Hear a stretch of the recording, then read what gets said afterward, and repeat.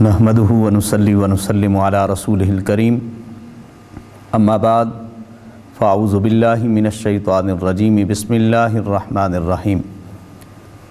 معزز و محترم ناظرین و سامعین، ماہ شعبان المعظم تشریف لانے والا ہے۔ یہ وہ بابرکت مہینہ ہے جس کے بارے میں پیغمبر آخر الزمان جناب محمد مصطفیٰ صلی اللہ علیہ وآلہ وبارک وسلم نے ارشاد فرمایا، الرجب شہر اللہ، جو گزشتہ مہینہ ہے رجب کا مہینہ وہ اللہ کا مہینہ ہے، والشعبان شہری، اور شعبان میں محمد مصطفیٰ کا مہینہ ہے، ورمضان شہر امتی، اور اس سے اگلا مہینہ جو آنے والا ہے رمضان المبارک، اس کے بارے میں نبی کریم صلی اللہ تعالیٰ علیہ وبارک وسلم نے فرمایا کہ یہ شعبان میری امت کا مہینہ ہے۔ اور اس شعبان کو شعبان اس وجہ سے کہتے ہیں کہ یہ لغت کے اندر اس کا معنی تفریق بنتا ہے، فرق کرنے والا۔ تو یہ ماہ مبارک بڑی عظمتوں والا مہینہ ہے۔ مفسرین کرام نے اس ماہ مبارک کی 15 تاریخ کو، جس کو شب برات کہا جاتا ہے، اس بابرکت رات کے اندر، جس کو لیلہ مبارکہ بھی کہتے ہیں، سورہ دخان کی ابتدائی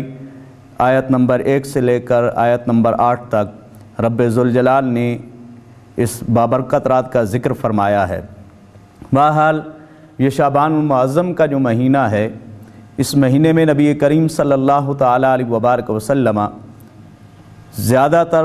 روزہ رکھا کرتے تھے۔ مسلم شریف کی روایت ہے، ام المومنین حضرت عائشہ صدیقہ رضی اللہ تعالیٰ عنہا آپ فرماتی ہیں، نبی کریم صلی اللہ تعالیٰ علیہ وبارک وسلم کو میں نے اکثر روزہ رکھتے ہوئے دیکھا۔ کبھی تو سرکار دو عالم صلی اللہ تعالیٰ علیہ وبارک وسلم پورا مہینہ روزہ رکھتے تھے، کبھی اس طرح روزہ رکھتے تھے پتہ نہیں چلتا تھا کہ اب افطار کریں گے یا نہیں کریں گے، یعنی لگاتار پے در پے آپ روزے رکھا کرتے تھے، کثرت کے ساتھ روزے رکھتے تھے۔ فرماتی ہیں لیکن اس طریقے سے، اس باقاعدہ طور پر اہتمام کے ساتھ، جو اہتمام حضور علیہ الصلوۃ والسلام شعبان المعظم کے اندر فرماتے تھے، ایسا اہتمام آقا علیہ الصلوۃ والسلام نے پوری زندگی میں کبھی نہیں فرمایا۔ تو حضور علیہ الصلوۃ والسلام شعبان المعظم کے مہینے کے اندر باقاعدہ طور پر رمضان مبارک کے استقبال کرتے ہوئے حضور علیہ الصلوۃ والسلام اس ماہ مبارک کے روزے رکھتے تھے۔ امام ترمذی ایک روایت لے کر آئے ہیں،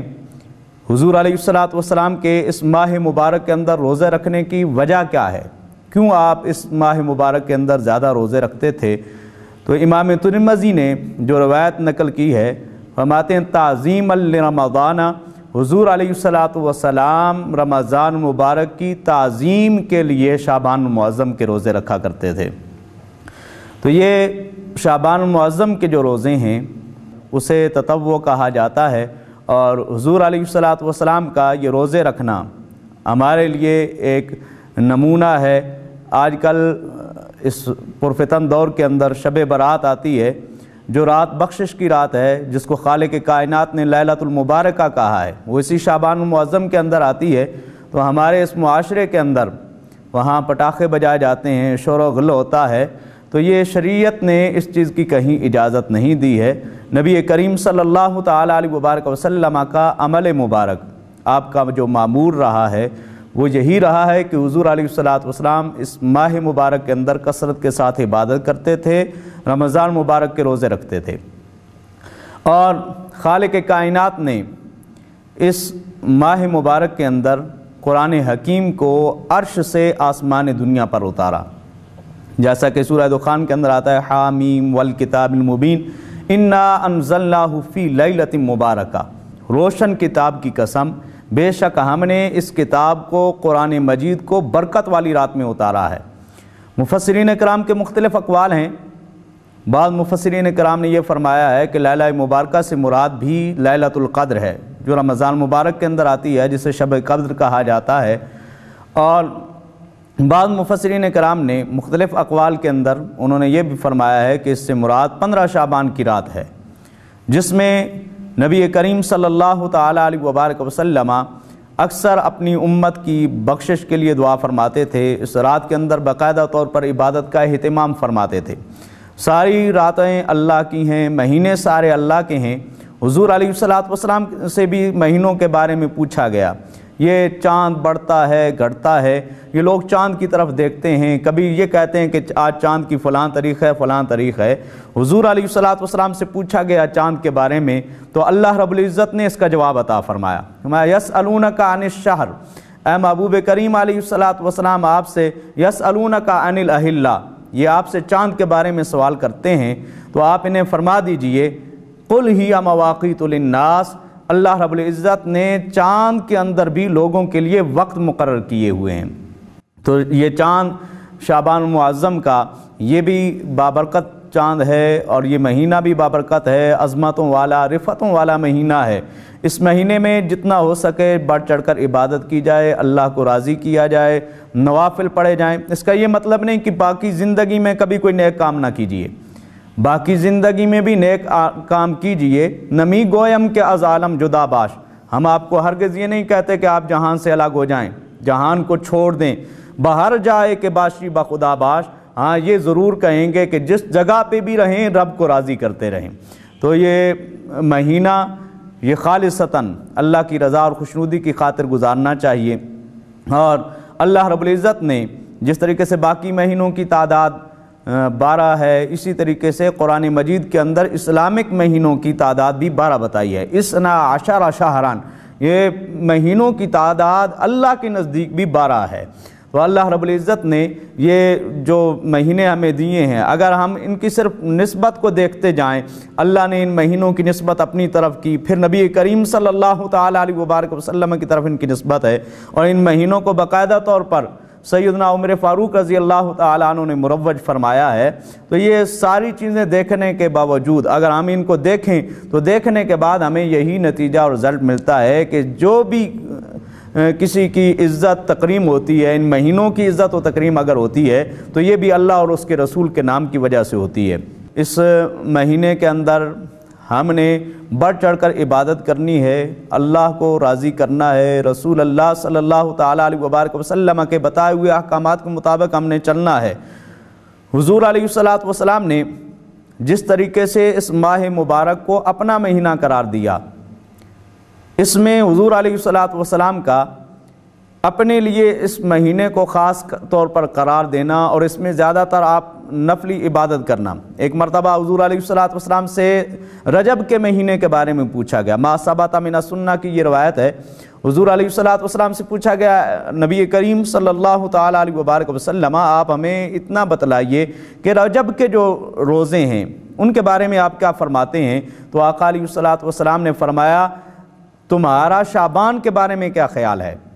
حضور علیہ السلام نے زیادہ ترغیب جو دلائی ہے وہ شعبان المعظم کے روزوں کی طرف دلائی ہے، اور حضور علیہ السلام خود بھی اس ماہ مبارک کے اندر کثرت کے ساتھ روزے رکھتے تھے۔ غربا، یتامہ، مساکین کا ویسے بھی حضور علیہ السلام خیال رکھتے تھے، اس مہینے کے اندر آقا علیہ السلام اور زیادہ خیال رکھتے، اور جب رمضان مبارک کا مہینہ آ جاتا تو آقا علیہ السلام اتنی آپ فراوانی کے ساتھ لوگوں پر شفقت فرماتے، جو نادار لوگ ہوتے، غریب ہوتے، یتامہ، مساکین ہوتے، ان پر آقا علیہ السلام کی کثرت اتنی بڑھ جاتی۔ ام المومنین حضرت عائشہ صدیقہ رضی اللہ تعالیٰ عنہ فرماتی ہیں کہ گویا آقا علیہ السلام تیز چلتی ہوئی ہوا کی طرح لوگوں پہ مہربانیاں فرما رہے ہیں۔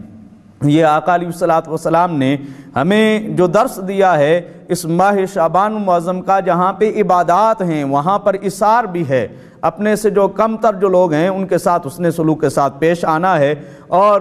شعبان المعظم کے ذریعے سے حضور علیہ السلام کے اکثر صحابہ اکرام، یہاں تک کہ سیدنا ابو بکر صدیق رضی اللہ تعالیٰ عنہ جیسے تاجر بھی، جو بڑے بڑے تاجر صحابہ تھے، ان کا بھی یہ معمول رہا ہے کہ وہ جس وقت تجارت کرتے تھے تو رجب کے مہینے کے اینڈ تک وہ اپنے تمام معاملات کو مکمل کر لیتے تھے، اور اس کے بعد پھر جب شعبان کا مہینہ آتا تھا اس مہینے میں وہ خالصتاً رمضان کی تیاری میں مشغول ہو جاتے تھے، یہاں تک کہ رمضان مبارک میں وہ صرف اور صرف اللہ کی عبادت کرتے تھے، باقی ساری تجارت وغیرہ کو چھوڑ دیتے تھے۔ اور یہ صحابہ کرام رضوان اللہ تعالیٰ علیہم اجمعین کا عمل بھی ہمیں یہ بتاتا ہے کہ یہ ماہ مبارک بڑی برکتوں والا مہینہ ہے، عظمتوں والا مہینہ ہے، رفعتوں والا مہینہ ہے۔ اس مہینے کے اندر عبادات بڑھ چڑھ کر کی جائیں اور زیادہ تر جو غرباء مساکین ہیں ان کا بھی خیال رکھا جائے، یہاں تک کہ جو زکوٰۃ کی وصولی ہوتی ہے وہ بھی اس شعبان المعظم کے اسلامی طریقہ کار کے مطابق اسی شعبان المعظم کے مہینے کے اندر زکوٰۃ کی وصولی بھی ہوتی ہے، لوگوں سے زکوٰۃ لی جاتی ہے اور آگے اس کو تقسیم کیا جاتا ہے۔ اور حضور علیہ الصلوۃ والسلام نے یہ جو طریقہ کار ہمیں دیا ہے، آج اگر ہمارے معاشرے کے اندر صحیح طور پہ زکوٰۃ کو ہی اگر رائج کر دیا جائے، یہ جو نصاب ہے زکوٰۃ کا اس کو اٹھا کر اور صحیح طریقوں سے جو مالدار لوگ ہیں، امیر ہیں، جو صاحب ثروت ہیں، جن کے پاس مال و دولت ہے، ان سے زکوٰۃ لے کر اگر غرباء، یتامہ، مساکین تک پہنچائی جائے تو غربت کا خاتمہ ہو سکتا ہے، اور غربت کا خاتمہ بھی ہو سکتا ہے، اور ساتھ ساتھ جو نادار لوگ ہیں ان کے لیے بھی اللہ رب العزت کے فضل و کرم سے اور ایک فریضہ سمجھ کر، یہ فرض ہے ہمارے اوپر زکوٰۃ دینا، اس فریضہ سمجھ کر اگر ہم اس کو ادا کریں گے تو انشاءاللہ العزیز یہ ہمارے لیے کامیابی کا باعث بنے گا، اور جو غرباء ہیں ان کا بھی جو حق ہے وہ ان تک پہنچے گا۔ تو نبی کریم صلی اللہ تعالیٰ علیہ وبارک وسلم نے اس ماہ مبارک کی بہت ساری عظمتیں، رفعتیں بیان فرمائی ہیں۔ کہیں نبی کریم صلی اللہ تعالیٰ علیہ وبارک وسلم نے اس ماہ مبارک کو اپنا مہینہ قرار دیا۔ رب ذوالجلال نے اس ماہ مبارک کی عظمت کو چار چاند لگاتے ہوئے اس ماہ مبارک کی 15 رات کو عرش معلیٰ سے، لوح محفوظ سے قرآن مجید کو آسمان دنیا پہ نازل فرمایا، اور وہ رات بھی ایسی رات ہے جس کے بارے میں ام المومنین حضرت عائشہ صدیقہ رضی اللہ تعالی عنہا فرماتی ہیں کہ 15 شعبان معظم کی جو رات ہے، اس رات کے اندر اگر کسی کے گناہ بنو قلب کی بکریوں کے برابر، ان کے بکریوں کے بالوں کے برابر بھی اگر کسی کے گناہ ہوں تو اللہ رب العزت ان کو بھی معاف فرما دیتا ہے۔ ایک روایت کے مطابق یہ الفاظ ملتے ہیں کہ اگر کسی کے گناہ سمندر کے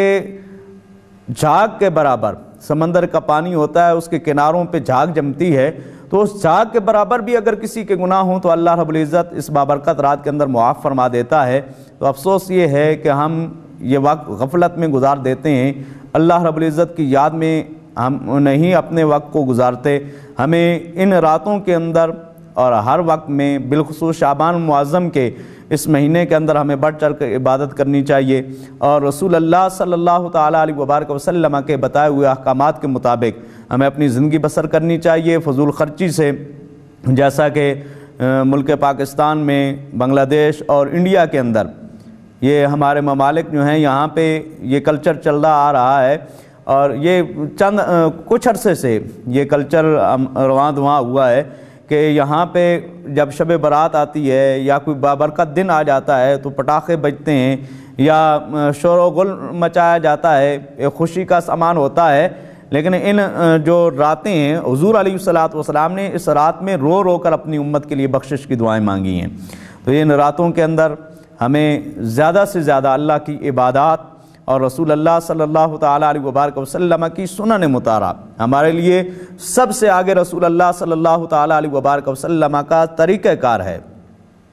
اللہ رب العزت نے قرآن حکیم کے اندر بھی ہمیں رسول اللہ صلی اللہ تعالیٰ علیہ وبارک وسلم کے طریقے کو اپنانے کا فرمایا ہے کہ رسول اللہ صلی اللہ تعالیٰ علیہ وبارک وسلم کا طریقہ اپناؤ، تمہارے لیے بہترین نمونہ رسول اللہ صلی اللہ تعالیٰ علیہ وبارک وسلم کا اسوہ حسنہ ہے۔ اور حضور علیہ الصلوۃ والسلام نے جو کہہ دیا ہے، جو حضور علیہ الصلوۃ والسلام نے ہمیں فرمایا ہے، حضور علیہ الصلوۃ والسلام نے جو ہمیں سکھایا ہے، وہ مسلمانوں کے لیے عین شریعت ہے۔ حضور علیہ الصلوۃ والسلام نے اس ماہ مبارک کی تعظیم کی ہے، تو ہمارے لیے بھی ضروری بنتا ہے کہ ہم اس ماہ مبارک کی تعظیم کریں، لیکن اتنا بھی نہیں کہ ہم اس ماہ مبارک کے اندر پورا مہینہ اگر روزہ رکھیں تو یہ بھی ہمارے لیے بہتر نہیں ہے۔ رسول اللہ صلی اللہ تعالیٰ علیہ وبارک وسلم کے غلاموں نے شعبان المعظم کا پورا مہینہ حضور علیہ السلام کو دیکھ کر صحابہ کرام نے پورا مہینہ جس وقت روزے رکھے تو آقا علیہ السلام نے دیکھ کر فرمایا کہ اے میرے غلاموں کیا وجہ ہے؟ صحابہ کیا وجہ ہے؟ کمزور ہوتے جا رہے ہو؟ تو صحابہ کرام نے عرض کی یا رسول اللہ صلی اللہ علیہ وسلم ہم اس شعبان معظم کے مہینے کے روزے رکھ رہے ہیں۔ آقا علیہ السلام نے فرمایا کہ حیاتکم مثلی، کیا تم میں سے کوئی میری طرح بھی بھلا ہے؟ تم رمضان مبارک کے روزے رکھنا، اس ماہ مبارک اگر تم روزہ رکھنا چاہتے ہو 13، 14 اور 15 کے روزے رکھیں۔ بعض روایات کے اندر یہ بھی آتا ہے کہ ابتدائی ایام کے رکھیں، بعض روایات کے اندر آتا ہے آخری دنوں کے روزے رکھیں۔ بہرحال جو افضل ترین جو روزے ہیں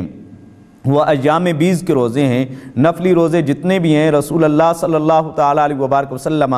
باقی مہینوں کے نفلی روزے وہ ایام بیز کے روزے رکھا کرتے تھے، اور ایام بیز ہوتے ہیں چاند کی 13، 14، 15 کو۔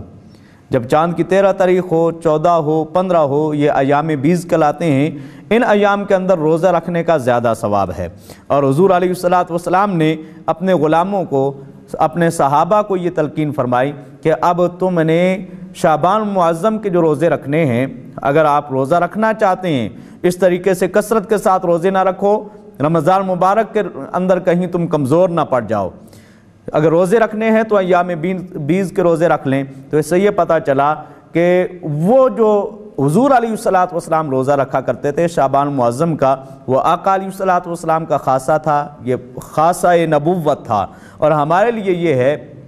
کہ ہم نفلی روزے اتنے رکھیں کہ ہمارے جسم کے اندر نشو و نما، طاقت اس کی کم نہ ہو، تاکہ ہم رمضان مبارک کا صحیح طریقے سے استقبال کر سکیں، اور استقبال کرنے کے بعد پھر ہم رمضان مبارک کے روزوں کو صحیح طریقے سے رکھ سکیں۔ اور حضور علیہ السلام اس ماہ مبارک کے آخر کے اندر مختلف روایات آتی ہیں، حضور علیہ السلام نے اس ماہ مبارک کے اینڈ میں، آخر میں آ کر رمضان مبارک کا بھی استقبال فرمایا ہے۔ جب شعبان معظم کا آخری دن تھا، حضور علیہ السلام نے ممبر منگوا کے آقا علیہ السلام نے اپنے صحابہ کرام رضوان اللہ تعالی علیہم اجمعین سے خطبہ ارشاد فرمایا۔ روایت کے الفاظ ہیں خطبنا رسول اللہ صلی اللہ علیہ وسلم، ہمیں آقا علیہ السلام نے خطبہ ارشاد فرمایا فی آخر شعبان کے آخر میں، اینڈ میں، آخری دن تھا، حضور علیہ السلام نے خطبہ ارشاد فرمایا۔ اور خطبہ ارشاد فرماتے ہوئے حضور علیہ السلام نے فرمایا لوگو تمہارے اوپر عظمتوں والا مہینہ سایہ فگن ہو رہا ہے، قد اظلکم شہر عظیم، عظمتوں والا تمہارے اوپر مہینہ سایہ فگن ہو رہا ہے، عظمتوں والا مہینہ آ رہا ہے، وشہر مبارکن، وہ مہینہ برکتوں والا مہینہ ہے۔ تو یہ رمضان مبارک کے لیے استقبال کا ذریعہ بھی شعبان معظم ہے۔ شعبان کا مہینہ اس لحاظ سے بھی اہم ہے کہ اس مہینے کے اندر ہم رمضان مبارک کا استقبال کرتے ہیں۔ تو جہاں پہ اس ماہ مبارک کے اندر باقی ایام بھی کافی سارے، جن میں ازواج مطہرات حضور علیہ السلام کی ازواج کے یوم وصال بھی ہیں، تو یہ مہینہ اس مناسبت سے بھی بڑی عظمتوں والا مہینہ ہے۔ اور اس مہینے کے اندر ہمارے لیے، جیسا کہ میں پہلے عرض کر چکا، رسول اللہ صلی اللہ تعالیٰ علیہ وبارک وسلم کا اسوہ حسنہ ہمارے لیے بہترین نمونہ ہے، اور ہم نے حضور علیہ السلام کے بتائے ہوئے احکامات کے مطابق اپنی زندگی کو بسر کرنا ہے۔ رسول اللہ صلی اللہ تعالیٰ علیہ وبارک وسلم نے جیسے فرمایا ہے ویسے ہی ہم نے اپنی زندگی کو گزارنا ہے۔ بالخصوص یہ جو برکتوں والا مہینہ شعبان معظم ہے، اس مہینے کے اندر کم از کم ہم اتنی عبادت کر سکیں جیسا کہ رسول اللہ صلی اللہ تعالیٰ علیہ وبارک وسلم نے ہمیں درس دیا ہے کہ اتنی عبادت ہو تاکہ رمضان مبارک کا بھی صحیح طریقے سے استقبال ہو سکے۔ اور